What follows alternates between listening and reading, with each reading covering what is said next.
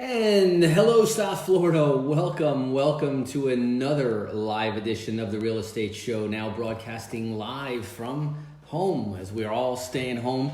As I promised yesterday, we were going to go live and do this on a Facebook Live. So if you want to join us for as long as this test goes well, I'm going to continue to broadcast this live on our Facebook page, which is at facebook.com/The Real Estate Show. That's The Real Estate Show, no spaces, no hyphens. And we're going to have our show today broadcast live. I also yesterday gave out the call-in number, and I'm going to give it out in just a second as well. But first, a little bit of housekeeping as we get started here on our Tuesday show. We have been talking, of course, what everybody's talking about here on The Real Estate Show, but trying to bring it as relevant as possible to what we do, which is real estate.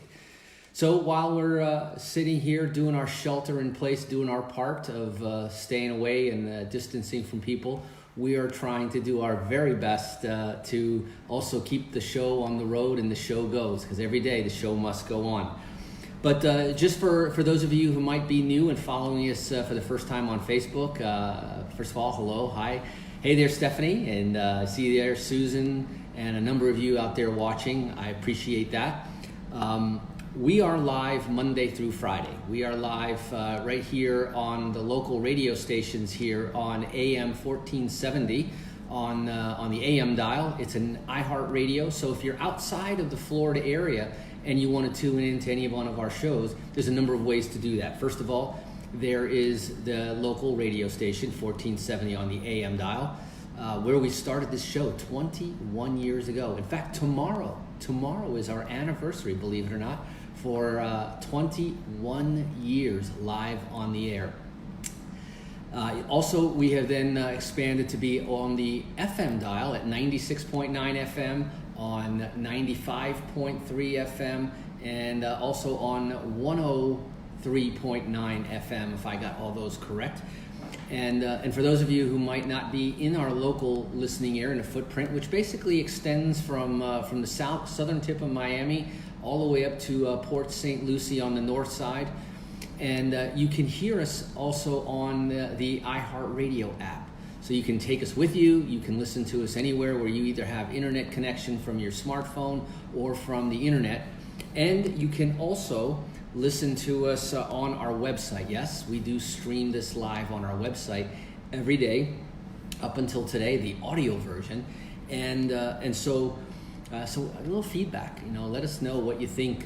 What you think of the live version. Is it what you imagined? Do you ever listen to a radio show and then when you finally see the person behind the voice and you go like that? I put a different image with that voice. So anyway, we also are, as I was mentioning, on our website at automaticlandlord.com. Now there on automaticlandlord.com, you have two choices. You can do the listen live thing. You can also go and listen to our archives. It's written there under the blogs, where we'll put a post each day for the a write-up, a little summary of what the radio show is, and then we put a link, and we are currently archiving, and when I say currently, we have years, going back quite a number of years. So if you figure a half-hour show, 5 days a week, 52 weeks out of the year, going back 21 years, there's some contact back there. I trust and dare anyone to try to listen to everything. Anyway, we've been talking about the coronavirus these last 3 weeks, and I think now we're getting down to the serious nitty-gritty. But what I started this week talking about was the stimulus package, $2.2 trillion, and I dared someone to go ahead and write that number out to get a feel for what that is. When now billions become rounding errors and trillions become the numbers that we start to play in. And yesterday I broke down how the stimulus package was broken in the big picture. And we talked about how basically they broke it down almost in the quarters. Now it's broken up into more than that, but basically a quarter of it is going out to individuals. So people like you and me are supposed to be getting checks in the mail subject to qualifications, okay? And that's important for you to find out. They're basing it obviously off of income and need. Those of you who are single, $75,000 is the maximum. Those of you who are married, $150,000, and then it of course phases down or as you go up. It goes off of your 2019 taxes if you file them. It goes off of your 2018 taxes if you didn't file your 19s yet. So if you haven't filed your 18s or 19s, then you have a little bit of some homework to do before you're going to get your check. So as I mentioned, how much will the payments be? The payments are going to be $1,200 per person, $2,400 for a married couple, although some will get less. There'll be deductions. For every qualifying child age 16 and under, the payment will be an additional $500. Now there's fine print, and let me tell you, that document is thick, and it's I haven't even gotten all the way through it, and I started reading it 2 days ago, trying to figure as much out, and most importantly, trying to sort of dissect for the real estate person. And the reason why I say person is because I don't know whether you are a real estate agent, a real estate business, a real estate investor, or a for sale by owner, or even just a homeowner. Either one of those, I think, are going to have a little bit different treatment. But real estate, we're all in real estate. You know that I like to say every day that we're all in real estate in one form or fashion. Either you're in real estate where you own the properties and you benefit from the tax advantages, you benefit from the income, and you benefit from the equity buildup, you benefit from the appreciation, the depreciation, and all those other things. Then you also have the people who are on real estate, and so if you're either in or on, and if you're on real estate, then you're one of the people paying the rent. You are one of the people working at the jobs that are helping the owner to pay the rent. But one way or another, this affects everybody, and that's why I made that point. So that's the main thing. Now, getting into and how many times are you going to get that payment? Just one. The issue here is that it's a one-time stimulus, hopefully to sort of tide you over. Not even the federal government knows exactly how long this is going to be. So believe it or not, this is the second stimulus package that we already are experiencing. This is obviously the big one, but they are already talking about the next one, and that will come along depending on whether you are going to have an extended period here.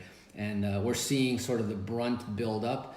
Even New York, which is now officially the epicenter of the whole coronavirus thing, is still building up its numbers. And we're hoping to see that number turn. That'll be the first indication. But it's kind of hitting the East Coast, and it's going west. And it obviously already hit the West Coast in the major metropolitan cities like Los Angeles and San Francisco. But that's the issue there. So there may be more stimulus packages to come. We've already had one extension by the president who was originally optimistically targeting the April 12th Easter weekend as a get back to work time. But we've all let go of that initial goal. And now we're going to see that adjust, and probably adjust more than once. So right now it's one, but we're going to see hopefully more than that. So I'm not going to go really deep into the details of the individual payment. I said a quarter of that 2.2 trillion, so about $500 billion are going to individuals. Another $500 billion is going to the big businesses. And think about big businesses as the airlines and some of the industries, the oil industry, the energy industry, all the industries that need to make sure that they continue to function. Because when this too shall pass, we want to make sure that the economy is still there when we come back to work. The third quarter of it went to state and local municipalities, and I threw into that category also to the health industry, and over $100 billion is going directly to healthcare, hospitals, and obviously they really need it. And then finally, the fourth quarter of this, and again, I'm going to emphasize these are rounded numbers, but go to small businesses. And small businesses are really what this country is all about. And I'm happy that there's a quarter of it directed there. And we're going to break down how each of those divisions get their money, what they'll get. Each day this week will kind of go a little bit deeper. But it looks so far like all of our technology seems to be working. I'm pretty happy about that. Now that you see, this is a little bit, this is something new. This is something as a result of the coronavirus and sitting home and not going out and seeing clients. So what do you think? Should I keep it? Should I cut it? Or what should I do there? Anyway, we're going to go ahead and take a quick break. Here are a few words from our sponsors. You're listening to The Real Estate Show. My name is Eric Wilner. For the first time, broadcasting live on the air. We'll see how this goes. We'll see what your feedback is. But for sure, we got a lot more for you when we come back. So don't touch that dial. I'll be right back. So you guys on Facebook, you guys get to see the in between during the break. So thank you guys for watching. I appreciate that. So I see, just to say hi, Erica. I see Angela, Flavia, Sueli. Thank you. George, how's it going out there? Carolina, how are you? Say hi to Darren for me.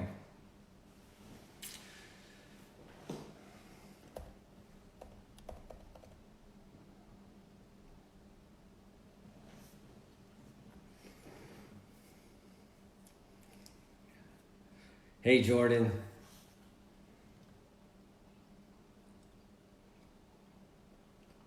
So I hope you guys are all hanging tough in there. It's getting scary out there for some people. I talked to a lot of folks out there. I've been getting a lot of calls from the tenants. And I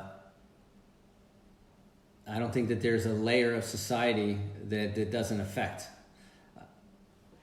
Interesting that businesses that are still going strong and in this, and thank God for them. Thanks, Carolina.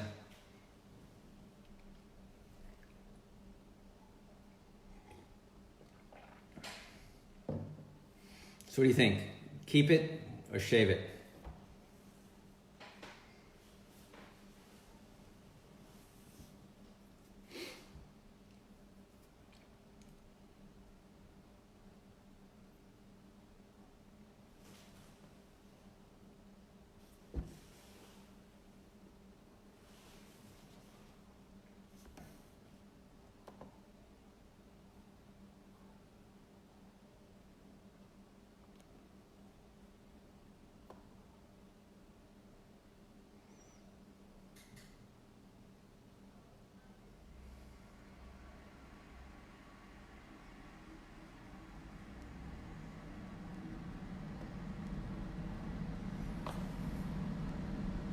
So we're coming back.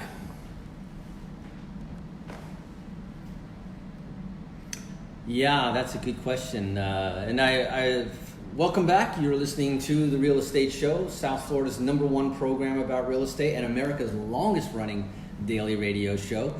For those of you out there listening to us, I just want to let you know also, if you hear me having a conversation, is because we decided to go Facebook Live today. And we are sharing the radio show, which is done, of course, in our own studio at home. And one of the questions that came up there on our Facebook page is, can you talk a little bit how it's going to be for the mortgage industry? And there, of course, there's a part of the business that's critical to the real estate business, a part of the business that is near and dear to my heart, having spent 21 years in the mortgage business. And I'm getting some mixed readings right now. And I think the truth of the matter is it's still too early to tell. I'll tell you from personal experience on the hard money side, and usually now since the Dodd-Frank Act, the hard money lenders, which are no longer really hard money lenders, they don't lend just strictly based on the equity. They lend now based on the equity and a proven ability to pay. They are the first to pull out because of the very stringent regulation that they're under. So I have seen a lot of hard money lenders pull back. raise their rates sort of to discourage or to compensate them for the risk. I have seen a couple of alternative funding sources actually temporarily freeze their lending. And so I'm hoping, and I may be hoping against all hope, that doesn't affect everybody across the board. The last thing I think that the economy needs is for us to freeze up on the liquidity. And that's also one of the reasons why, that this big package, and I'll talk a little bit more as I get to that section of it. But what I'm seeing is that the things have slowed down, and that people are being very tentative. I think that you can probably expect people to be very tentative for the next 2 weeks.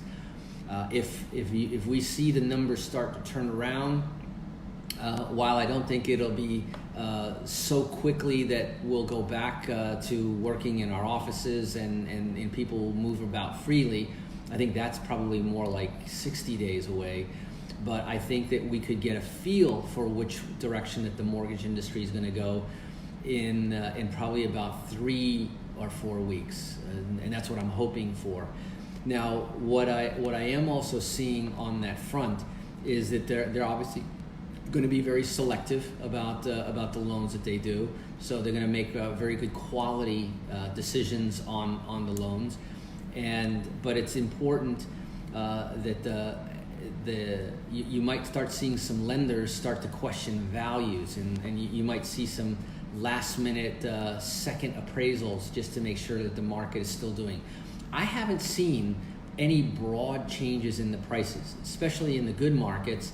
What I've seen is a lot of things slow down, but not stop. And I have seen people not go to closings on purchases. In fact, a good friend of mine, an investor who was in California, had a property under contract that was already in escrow. And at the last moment, because the borrower claimed that he had a change in his job situation, and they didn't close, and so they ended up dropping the price. No response. And to him, I told him, listen, what my response is, I rather than chase the market down, right now I think everybody is in a wait and see. Now there are people that are buying that need to transfer, need to move, and remember, for every industry right now that is in deep trouble, there's another industry that's riding high. Yesterday I talked about Amazon hiring over 100,000 new people.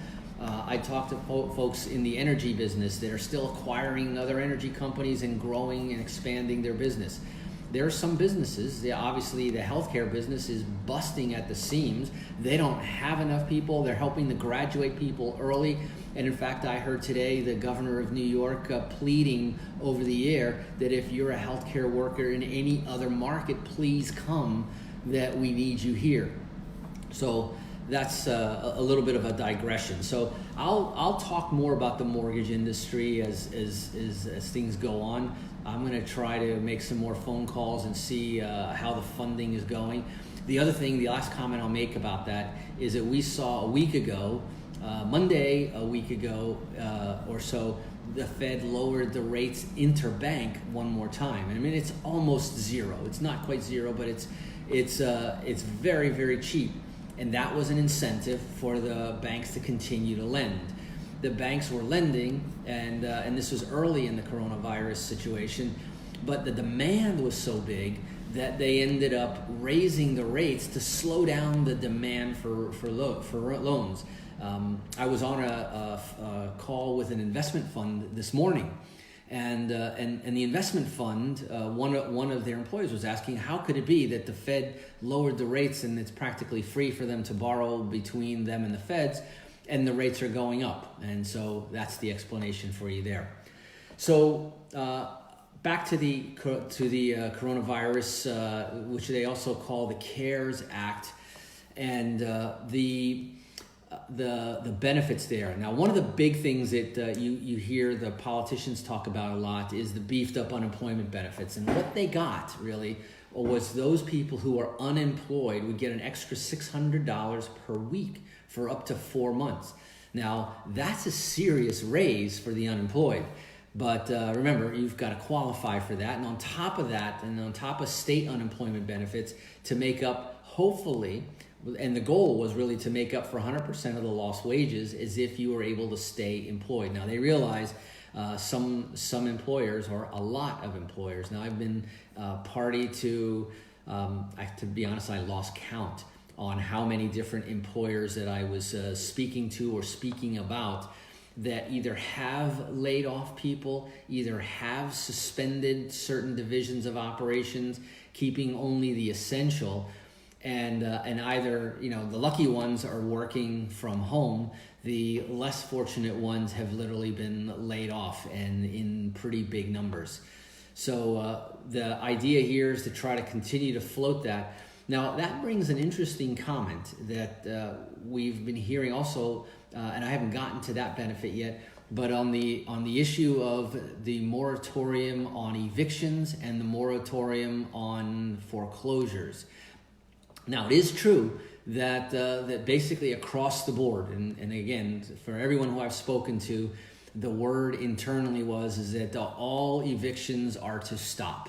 And so temporarily, now that puts some people, and not even small people, I'm talking about major companies that have thousands of rental units, puts them in a spot that now they're going to have to turn to their lenders and ask for some sort of either forbearance, and forbearance means it's that they'll take a vacation, a payment vacation, or some sort of a modification.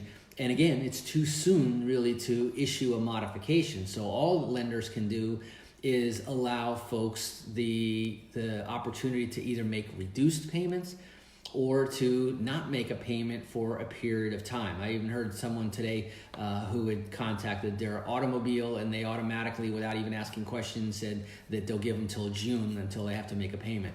So there's 2 months right there automatically given. Lenders are doing the same thing. But here's the thing to understand, and most people who have mortgages and are owners understand that the lenders aren't giving you those payments.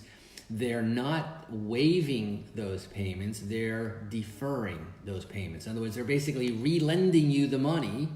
So if you can pay it, I highly recommend that you continue to make the payments as possible. If you are a renter, this may be new conversation to you, but in terms of renters, what they don't understand is that landlords may also be, in fact, forced in many cases to not be able to evict. But they also have a contract, just like the mortgage is a contract with borrowers.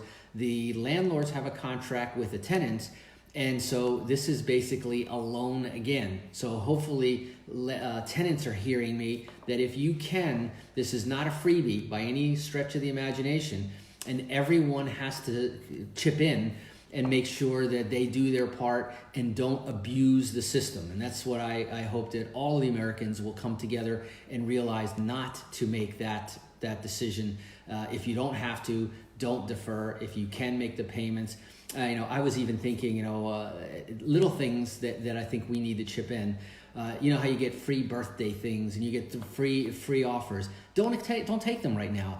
The restaurant workers and the people in the hospitality business need that more than anything else. So you're welcome, Carolina. Thanks for the comment. Hey, Susan, I see the hello. Thank you again for that as well. And I see that we're coming close to the end. So I appreciate all of you that joined in on our Facebook live transmission today. It's a test, and I think the test went well. By the way, hi, Simone. I see you there. Happy birthday, Simone. And it's her birthday there today, and we're going to continue to try to go live on this. We're going to play with a little bit of technology. I got some really outstanding guests coming up this week, so the technology is going to get a little bit more complicated because I'm going to have to do the Facebook Live at the same time, try to get dual screens and bring in my guests so that you can enjoy a little bit of conversation with them, and we'll be taking questions. I mean, this is the time to get your questions in. Those of you who asked questions today, hopefully I answered all of them, and I hope that you will continue to tune in. Remember, we're live Monday through Friday from 8 until 8:30, that's p.m. on the East Coast side, so make the calculation and the translation to your local area. And we'll be back again those times live each and every day there. So that about wraps it up for today. We're going to get into a little bit more tomorrow, Wednesday, which is our midweek report. We'll break down a little bit more specifically the benefits, where you can apply for them, and how to get that. You're going to have to be a little proactive in all of this. Just imagine that this is a major package, and there's going to be a long lines of people looking to take advantage of the benefits and to get the relief that they need. So the music's coming in. That means it's my turn. I'm on my way out. That's it for today. And thanks for joining us here on the Real Estate Show. And remember, if you have to, drive safe and make it a great day.